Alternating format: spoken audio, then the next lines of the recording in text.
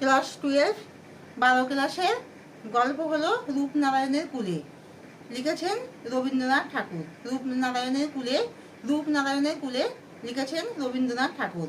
Question answer আমি কিছু important বলছি, তোমরা সবাই মন দিয়ে শোনো আর লেখো। রূপনারায়ণের কুলে কবিতাটি কোন কাব্যগ্রন্থের অন্তর্গত? কবি রবীন্দ্রনাথের শেষ লেখা কাব্যগ্রন্থের অন্তর্গত। রূপনারায়ণের কুলে কবিতাটি কবি রবীন্দ্রনাথ ঠাকুরের জীবনের কোন সময় রচনা? কবি রবীন্দ্রনাথ ঠাকুরের জীবনের শেষ বয়সে রচনা। রূপনারায়ণের কুলে বলতে কবি আসলে কি বোঝাতে চেয়েছেন? কবি প্রবাহমান এই রূপময় পৃথিবীকে বোঝাতে চেয়েছেন। জেগে উঠলাম, কবি কোথায় কিভাবে জেগে উঠলেন? কবি রবীন্দ্রনাথ ঠাকুর স্বয়ং রূপনারায়ণের কুলে জেগে উঠলেন, অর্থাৎ জীবন সায়ান্নে উপনীত হয়ে স্বপ্ন কল্পনা জাল ছিন্ন করে নতুন চেতনায় উদ্বুদ্ধ হলেন। জানিলাম বক্তা কি জানতে পেরেছিলেন? কবি রবীন্দ্রনাথ ঠাকুর রূপনারায়ণের কুলে জেগে উঠে জানতে পারলেন এ জগৎ স্বপ্ন নয়, এ জগৎ হলো আঘাত সংঘাতে ভরা কঠিন কঠোর বাস্তব। কবির চোখে এ জগৎ কেমন? রূপনারায়ণের কুলে জেগে উঠে কবি দেখেন এ জগৎ স্বপ্ন নয়, বরং আঘাতে বেদনায় পরিপূর্ণ এক প্রত্যক্ষ বাস্তব। রক্তে অক্ষরে দেখিলাম বলার কারণ কি?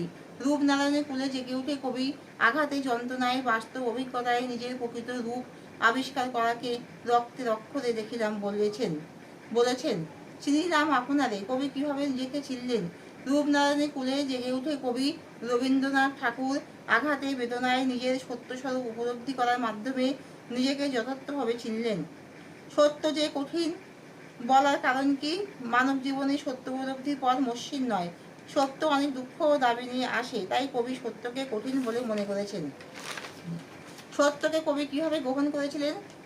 বুলুগানের কুলে কবিতায় রূপনারায়ণের কুলে কবিতায় কবি সত্য যে কঠিন তা জানা সত্ত্বেও তাকে ভালোবেসে গ্রহণ করেছিলেন।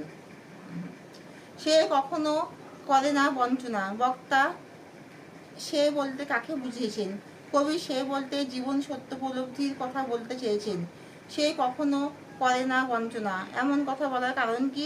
একমাত্র সত্যই পৃথিবীর বাস্তব রূপকে আমাদের চোখের সামনে তুলে ধরে, যার কখনো কোনো বদল ঘটে না, তাই কবি এখানে মন্তব্য করেছেন। এ জীবনকে কবি কি বলে মনে করেছেন? রূপনারায়ণের কুলে কবিতায় কবি আমৃত্যু মানব জীবনকে দুঃখে তপস্যা বলে মনে করেছেন। আমৃত্যু দুঃখে তপস্যা এ জীবন। কবি জীবনকে দুঃখে তপস্যা বলে মনে করেছেন কেন? কবি রবীন্দ্রনাথ ঠাকুর অনুভব করেছেন জাগতিক নিয়মে বেঁচে থাকতে গেলে প্রতিনিয়ত দুঃখ দুর্দশা যন্ত্রণা আঘাত ও তীব্র বেদনাকে বরণ করে নিতে হয়, তাই কবির এই জীবনকে দুঃখে তপস্যা বলে মনে হয়েছে। কবি মৃত্যু সকল দিনা শোধ করতে চান কেন?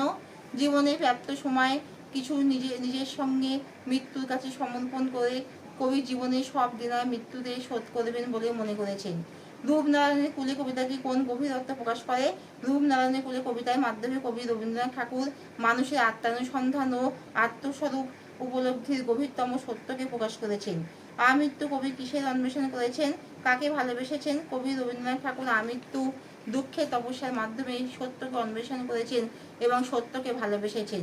আমৃত্যু দুঃখে তপস্যা কবি কি সম্পর্কে এমন কথা বলেছেন? কবি রবীন্দ্রনাথ ঠাকুর মানব জীবন সম্পর্কে এমন কথা বলেছেন।